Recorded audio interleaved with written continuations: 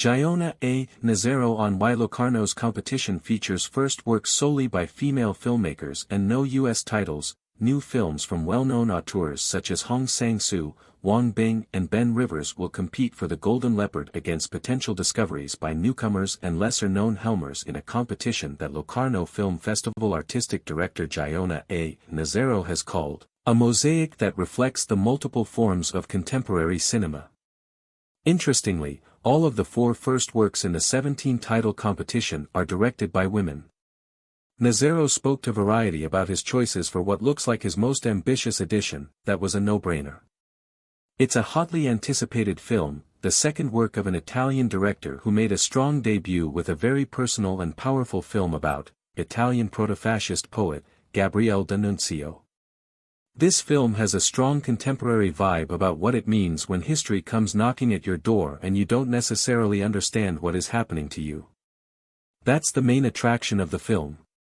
Plus the performances of the 2 protagonists are terrific. It's very difficult to act in a period drama with costumes and wigs and so on, and still be convincing in a very contemporary way. Well, it's actually a very intimate film. It's also a very personal debut.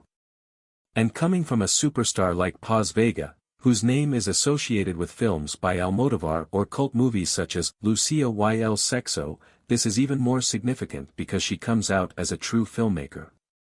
Often when a star goes behind the camera, and also stars in the film, she tries to make the most of it for herself.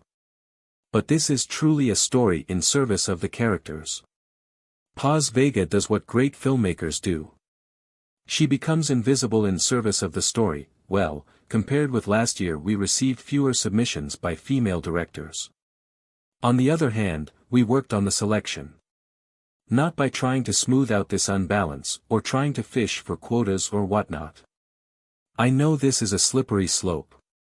We still considered entries film by film, based purely on merit.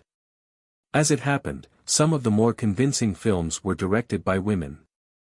For instance, the film Toxic, by Lithuanian director Saul Bluveit, or Fire of Wind, by Portuguese director Marta Mateus, or the Italian film Weightless, by Seraph Geyer, or, and this is not a first feature, Mothers Don't, by Spain's Marc Hall. These are among the strongest entries in the international competition. No, it's not like that. We have an American film in the Cineasti del Present section, the first film by Courtney Stevens, Invention. And we have American movies spread throughout the selection, of course.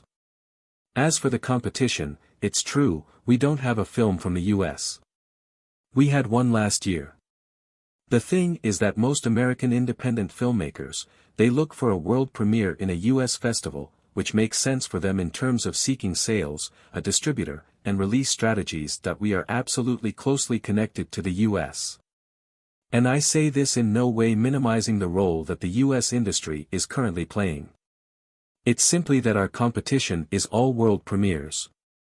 We watched a lot of films, and it just happened that this year we don't have an entry from the US. But we have the Columbia Pictures retrospective, titled The Lady with the Torch, the Centenary of Columbia Pictures. And I think there are a lot of films in the Columbia Retro that even American audiences haven't seen yet. Also, I want to point out that, if I'm not mistaken, we are the first festival to give a career award to a sound editor, sound engineer, and sound creator such as Ben Burt. I think it's the first time that a creator who deals with sound is being honored with a major festival award. I think that's something to be proud of.